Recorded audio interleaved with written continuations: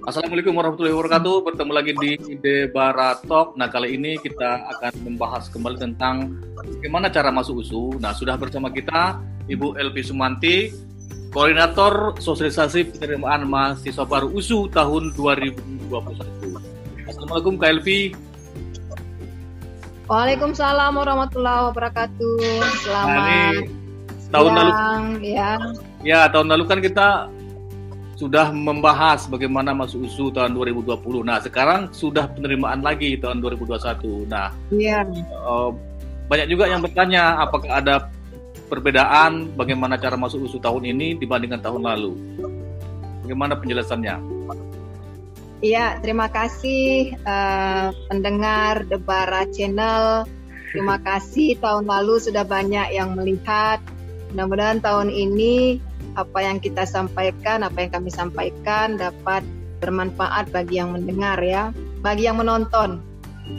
Hari ini kita khusus membicarakan bagaimana masuk USU. Tapi sebenarnya teknis atau seleksi nasional ini pada dasarnya di semua perguruan tinggi itu sama ya, terutama untuk pelaksanaan seleksi nasional mahasiswa perguruan tinggi negeri. Jadi untuk senam PTN ini yang pertama ya. Seleksi pertama untuk USU yang juga seleksi untuk seluruh PTN yang ada di Indonesia itu sama, senam PTN. Itu kemarin sudah berlangsung di Desember tahun 2020 dan sudah ditutup pada Februari 2001 yang lalu ya. Dan kita sekarang sedang menunggu pengumuman senam PTN. Insya Allah ini akan diumumkan pada tanggal 22 Maret 2021 untuk senam PTN. Nah, bagaimana yang belum berkesempatan, yang kemarin belum eligible istilahnya untuk senam PTN, untuk bisa ikut serta juga dalam seleksi penerimaan melalui jalur lain ya. Jadi selain senam PTN ada dua jalur lagi yang kami sediakan, yang khusus sediakan. Yang pertama itu jalur SBMPTN yang nantinya juga akan dikelola, diorganisir oleh LTMPT. LTMPT itu berada di bawah Departemen Pendidikan dan Kebudayaan. Kemudian yang ketiga adalah SBMPTN. Jalur mandiri.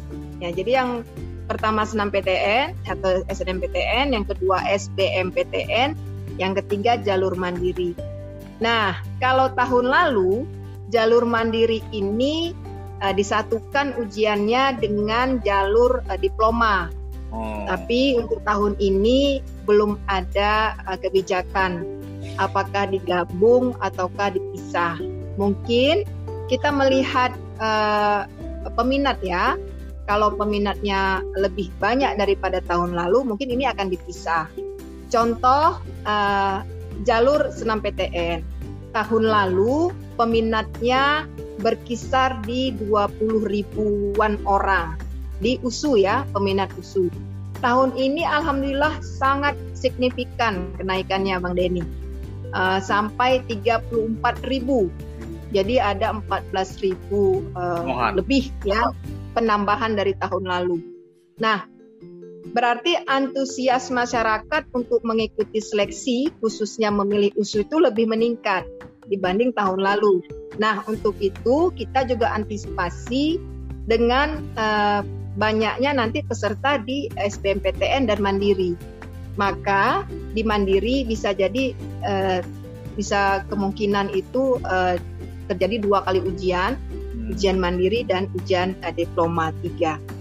Demikian Bang Denny. Ya, artinya kalau nanti bagi yang tidak lulus SNMPTN masih ada terbuka SBMPTN, terus kalau nggak lulus juga masih ada Mandiri gitu ya?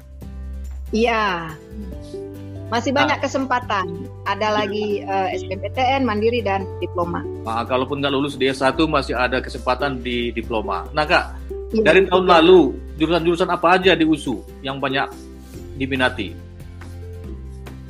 Jadi dari 3 tahun lalu apa tahun ini ya? Tahun ini ya?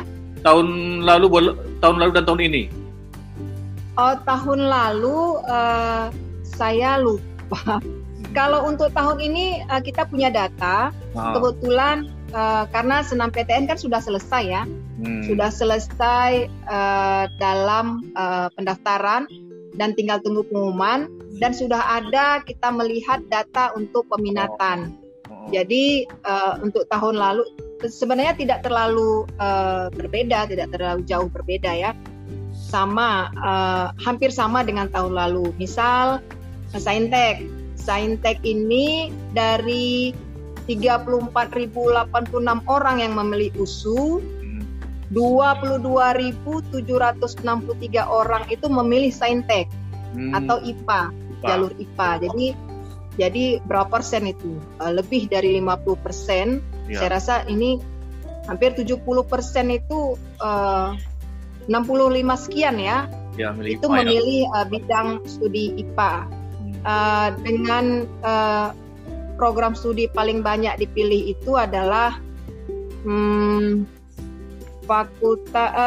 program studi kesehatan masyarakat. Iya. Oh maaf, farmasi. Kesehatan masyarakat itu nomor 2. Jadi yang pertama peminat paling banyak di IPA itu adalah program studi farmasi S1 dengan jumlah peminat 1.882 orang.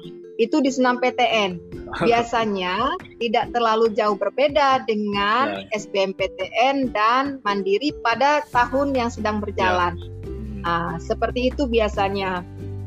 Kemudian untuk peminatan di tahun 2021 ini, khusus untuk Soslum ya, itu tahun ini dari 34.000 orang itu peminat di IPS atau Sosum itu sebanyak 11.000, kurang lebih 11.000 orang. Dengan program studi paling banyak diminati itu program studi manajemen yang ada di Fakultas Ekonomi dan Bisnis. Itu sebanyak, ini banyak ya, 2.236 orang yang memilih. Ini bisa kita bandingkan tadi dengan farmasi ya, yang hanya 1.800, artinya lebih tinggi persaingan pada manajemen. Level Sosum ini tadi, di manajemen. Kemudian nomor yang kedua adalah akuntansi, yang ketiga Fakultas Hukum. Jadi itu untuk Sosum ya. Jadi bisalah kira-kira adik-adik atau orang tua yang mendengar Debara Channel hari ini, itu kira-kira mau masuk kemana dengan peminat yang seperti ini dan kapasitas ya, belum saya berikan tadi kapasitas. Jadi kalau 34.000 orang tadi yang memilih USU pada jalur senam PTN, kami hanya hanya menerima di kisaran 2.000-an orang. Dari 34.000 kita hanya menerima di kisaran 2.000 orang saja, 2.000-an orang. Itu dengan rincian 1.174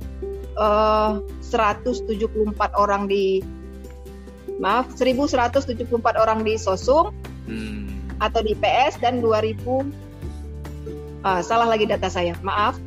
Di Saintek 1.174 dan 959 untuk Sosum, Sosial Humaniora. Jadi daya tampungnya ini hanya 2.000 ya, 1.174 IPA, di 959 untuk IPS di senam PTN. Dari 34.086 orang yang mendaftar. Jadi itu banding berapa? 30 ya? 30 dari 30 orang hanya satu yang itu ya Bang Denny ya. Iya. Begitulah perbandingan harus satu orang harus melawan berapa orang untuk bisa masuk ke USU. Itu perbandingannya. Bagi yang akan ikut SBMPTN juga harus memikirkan yang tidak lulus di SNMPTN ini, karena kemungkinan mereka akan ikut lagi nanti kan gitu. Betul. Jadi yang 34 orang ini adalah yang eligible. Ya. Artinya yang tidak eligible lebih banyak. Yang masuk ke SNMPTN itu adalah 40% dari jumlah keseluruhan murid atau siswa di sekolah. 40% itu pun adalah sekolah yang akreditasinya A. Iya, iya. Jadi kalau dia non akreditasi A, bisa jadi dia hanya 25% bahkan 5%. Ya. Jadi sebenarnya lebih banyak yang tidak berkesempatan atau tidak eligible masuk ke dalam SNMPTN. Maka inilah nanti yang akan berlomba, yang akan mengikuti seleksi untuk di SBMPTN. Inilah dia. Jadi sebenarnya tantangan itu lebih besar di SBMPTN ya. Nah, tetapi biasanya siswa-siswa ini lebih tertarik dia di SBMPTN ini karena mungkin ya kalau di SNMPTN kan dia dibatasi Bang Denny. Ya. Dibatasi itu misalnya dia anak IPA. Anak IPA kan disarankan memilih IPA saja. Anak IPS disarankan memilih IPS saja. Kan disarankan ya. Tapi tidak ditutup kemungkinan anak IPS memilih IPA silakan. Tetapi kami tidak pernah menyarankan dan tidak menganjurkan karena ada perbedaan nilai. Ada 5 mata pelajaran yang beda. IPA dan IPS itu kan beda pelajarannya. Itu ada perbedaan. Dan itu diperhatikan oleh sistem AA. Jadi kalau SBMPTN peluang lebih terbuka. IPA bisa masuk IPS, IPS bisa masuk IPA. Itu peluang lebih terbuka. Makanya siswa-siswa ini yang saya perhatikan lebih cenderung di SBMPTN karena dia lebih mengeksplor apa yang diinginkannya, ya. Iya. Tapi dalam waktu dekat, yang paling dekat itu adalah SBMPTN. Nah, bagi yang akan ikut SBMPTN tentu mereka harus melihat jurusan mana yang tadi ketat persaingan dan segala macam. Nah, ada nggak yang membedakan antara SBMPTN tahun ini dengan yang tahun lalu? Kalau SBMPTN ya berbedanya begini. Kita ke ini dulu ya, ke jadwal ya. Ini tanggal 22 kan kita pengumuman SNMPTN. Kemudian untuk pendaftaran UTBK dan SBMPTN ini dimulai tanggal 15 Maret. Artinya sebelum pengumuman SNMPTN siswa-siswa ini sudah boleh mendaftar UTBK. Ini dari 15 Maret sampai 1 April. Nah, perbedaannya kalau tahun lalu kita ikut UTBK, kemudian melihat hasil, ya kan? Dan kita baru mendaftar SBMPTN. Jadi misalnya ini kira-kira nilai saya 500 Bu. Bisa nggak saya masuk ke kedokteran gitu kan? Bisa kita menentukan seperti itu. Tapi tahun ini tidak bisa. Karena pendaftaran UTBK bersamaan dengan pendaftaran SBMPTN. Jadi ketika dia mendaftar UTBK, ujian tes berbasis komputer, dia juga mendaftarkan prodi yang dia inginkan di SBMPTN. Jadi dia tidak tahu berapa nilainya. Ya, memang sedikit agak kalau bilang merugikan siswa ya. Tetapi tidak ini ya, artinya kalau tahun lalu siswa tuh sangat berapa ya nilai saya, dia berpatokan pada nilai sehingga dia agak ribet sendiri dengan urusan nilai. Nah, kalau tahun ini dia diharapkan belajar dengan baik, belajar dengan benar sehingga memperoleh nilai yang diinginkan. Jadi gini, misalnya dia memang kepingin sekali kedokteran, dia harus wajib dia belajar dengan tekun sehingga dia bisa lulus di kedokteran misalnya seperti itu. Jadi dia tidak berangan-angan, oh nilai aku kemarin 600, ini aku lulus atau tidak lulus, tidak lagi seperti itu. Yeah. Jadi dia harus betul-betul dia berjuang untuk supaya dia bisa lulus di fakultas kedokteran misalnya. Nah, jadi misalnya dia memahami dirinya itu tidak mampu sekali, menengah. Dia sudah bisa memilih sekarang jurusannya. Oh kira-kira nilai aku ini nanti kira-kira di 500 lah ini, 600 sudahlah aku milih yang standar gitu. Aku milih ekonomi atau teknik misalnya, dia berpikir seperti itu, ya dia berkemampuan, dia harus berkemampuan seperti itu juga gitu. Karena dia tidak akan pernah melihat dua kali kesempatan.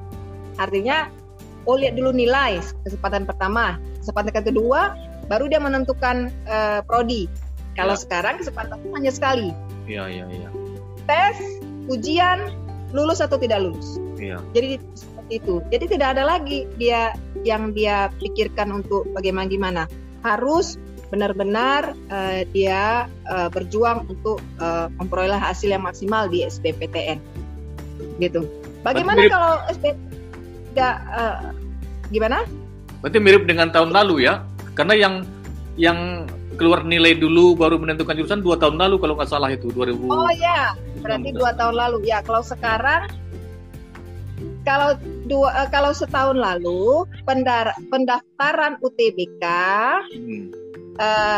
yang pertama. Ya. Kemudian baru pendaftaran SBMPTN. Ya betul. Ya kan?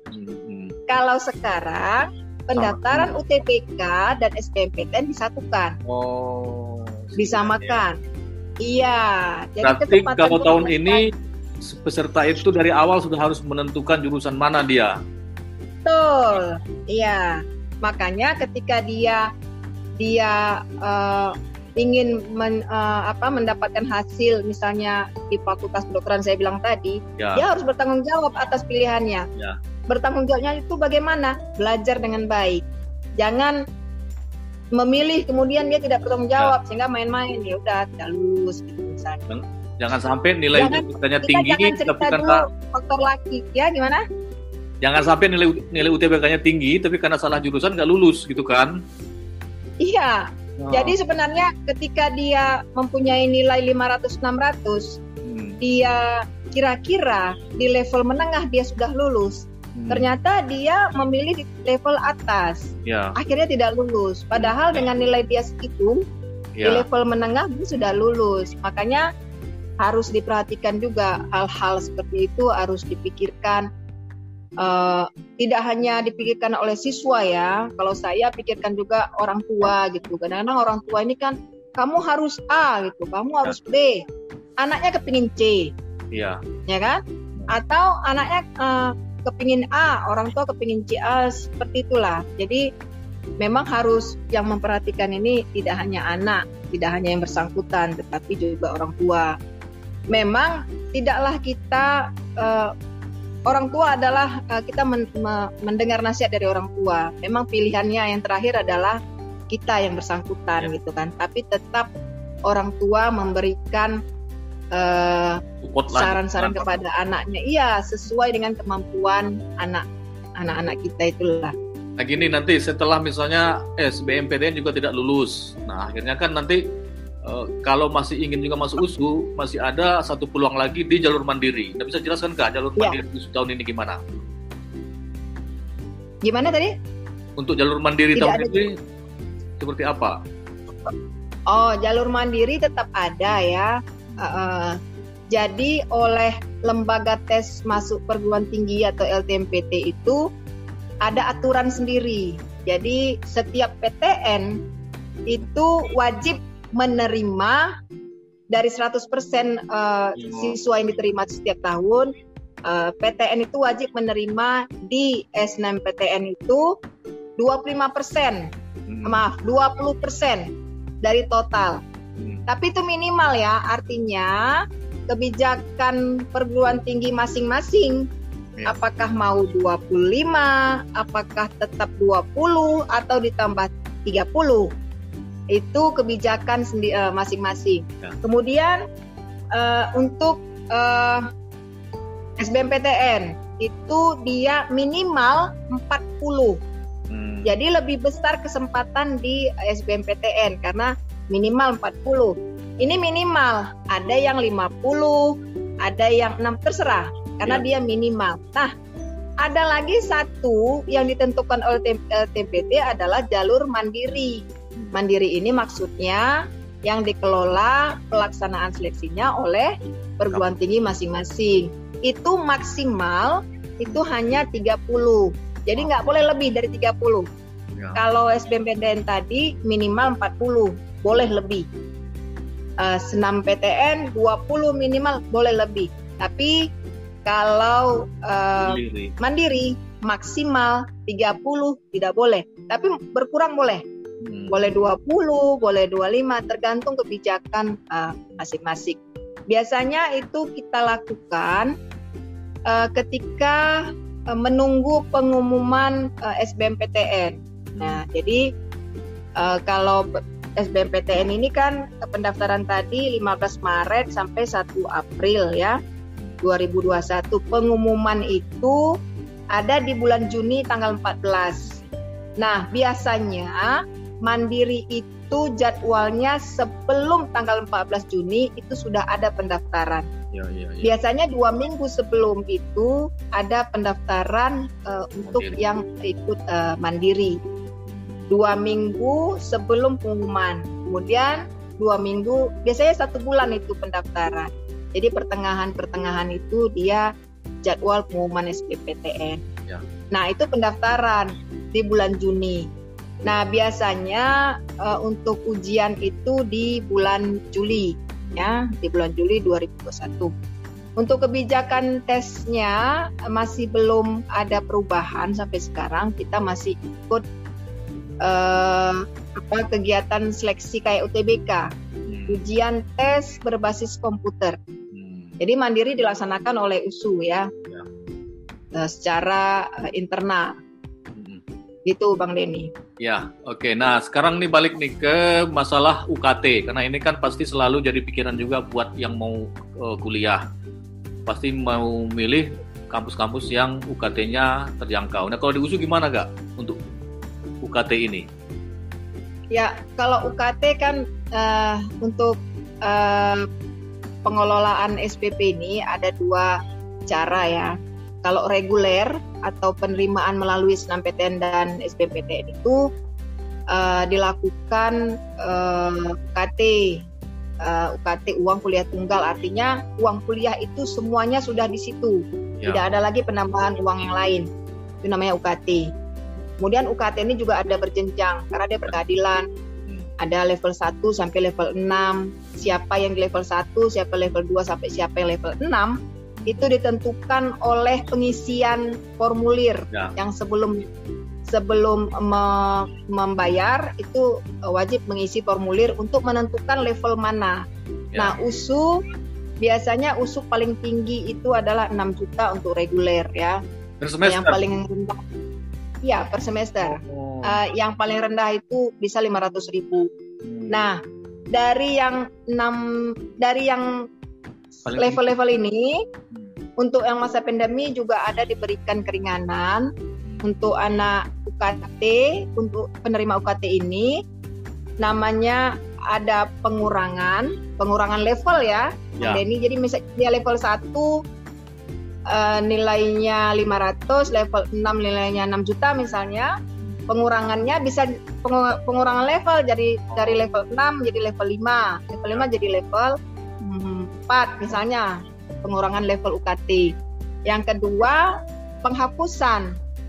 Jadi kita tergantung, kita lihat kebutuhan anak tersebut.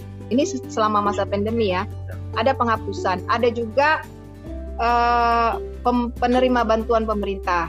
Nah, ada juga subsidi dari pemerintah untuk menerima bantuan. Jadi bantuan itu sama di mana semua perguruan tinggi 2.400.000. Jadi 2.400.000 ini kalau uang kuliahnya 3 juta, maka diberikan hanya 2.400.000, sisanya dia harus bayar sendiri. Itu penerima bantuan pemerintah.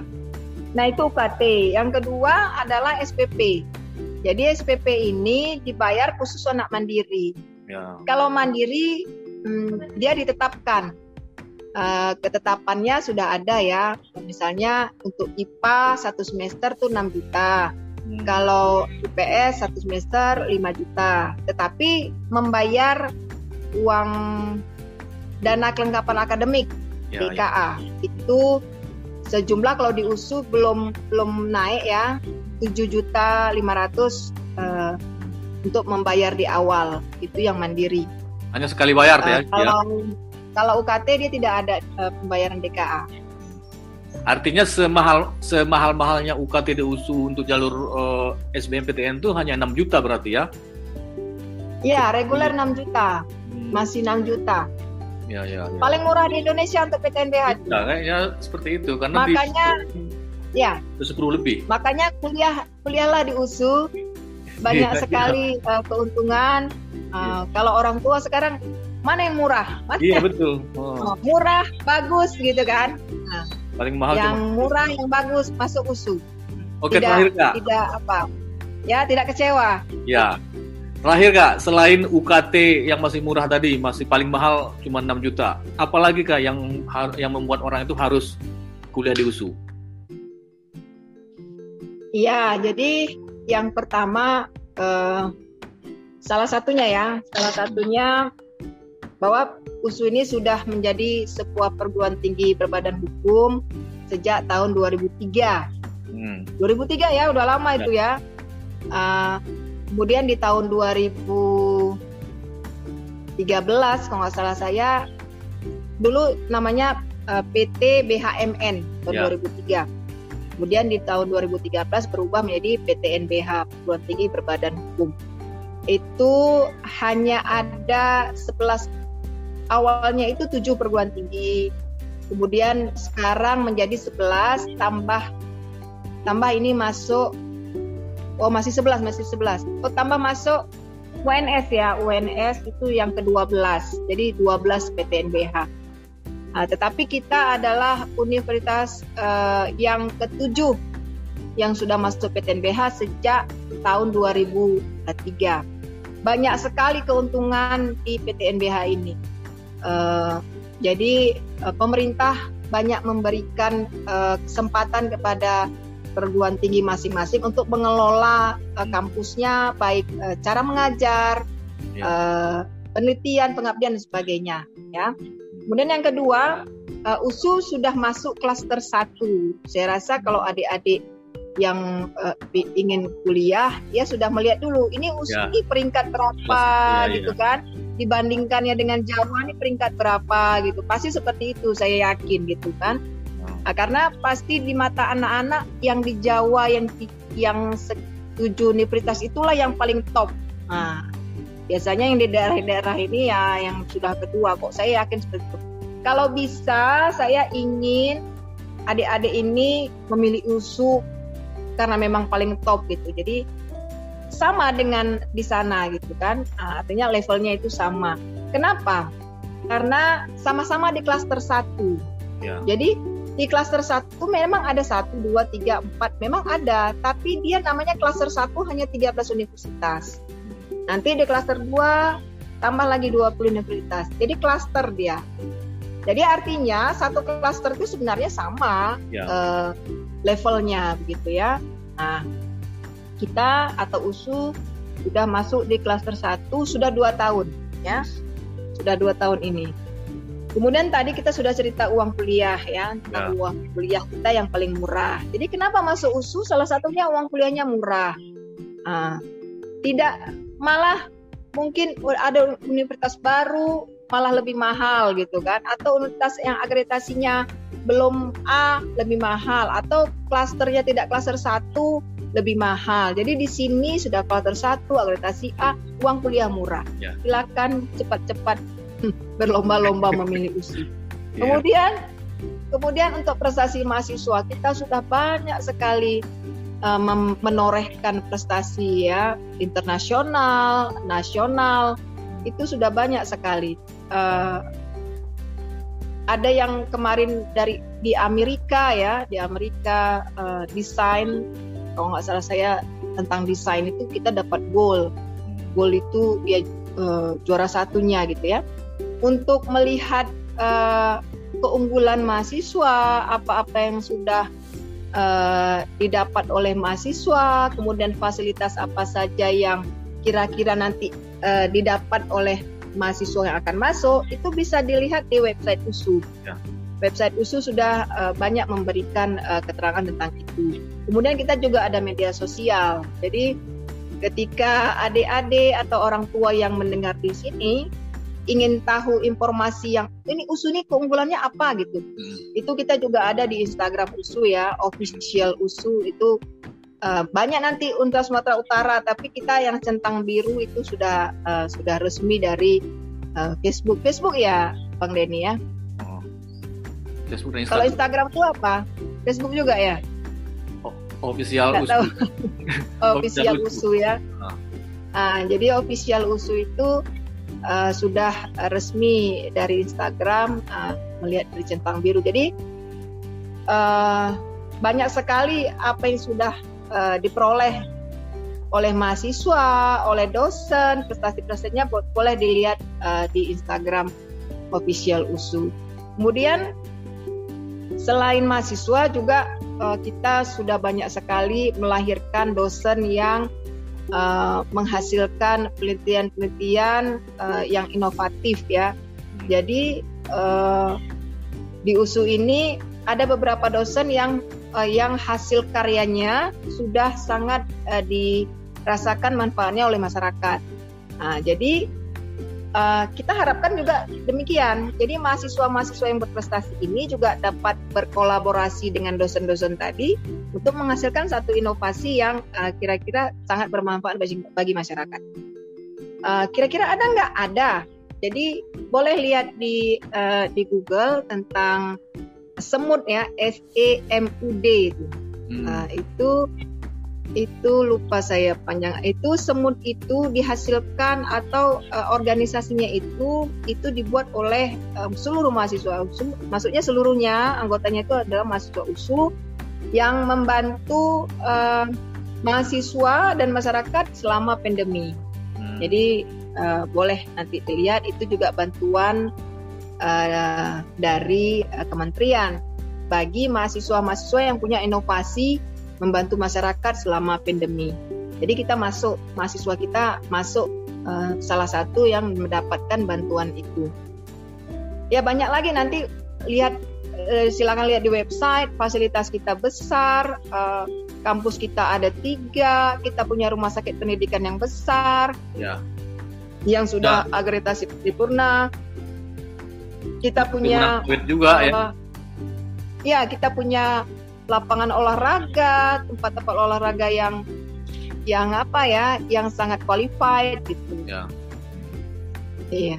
Oke, baik Kak, terima kasih banyak atas informasi bincang-bincangnya hari ini. Mudah-mudahan baik orang tua ataupun calon mahasiswa yang sedang masih mencari-cari kemana mau kuliah tahun ini, mudah-mudahan mereka sudah bisa menentukan pilihannya dan memilih USU untuk SBMPTN atau ujian mandiri nanti. Dan kalau masih ada yang kira-kira ingin ditanyakan, bisa langsung saja ke web resminya USU atau ke Instagramnya USU yang resmi, yang official USU, atau bisa menuliskan di kolom komentar di bawah ini. Kalau kira-kira nanti Bu LP atau KLP bisa menjawab, nanti bisa kita sampaikan langsung ke KLP. Terima kasih banyak. Ya, nanti sebentar. Maaf, potong siapa nanti yang saya lihat kira-kira pertanyaannya yang sangat membangun, yang kira-kira sangat menarik gitu ya. Itu nanti boleh ambil souvenirnya ke USU atau nanti saya kirimkan ke Bang Denny, misalnya domisilinya tidak berada di Medan, kita kirimkan ya Bang Denny. Ya, baik, terima kasih Kak. Jadi yang menonton silakan komentar, nanti ada yang akan mendapatkan souvenir untuk komentar-komentar yang terpilih nanti. Baik Kak, terima kasih banyak Kak, dan demikian. Sama. Ya. Assalamualaikum warahmatullahi wabarakatuh. Waalaikumsalam warahmatullahi wabarakatuh. Demikian pemirsa bincang-bincang kita dengan Kepala Koordinator Sosialisasi Penerimaan Mahasiswa Baru USU tahun 2021, Ibu Elvi Sumanti. Terima kasih banyak atas perhatian Anda. Sampai jumpa. Assalamualaikum warahmatullahi wabarakatuh. Waalaikumsalam.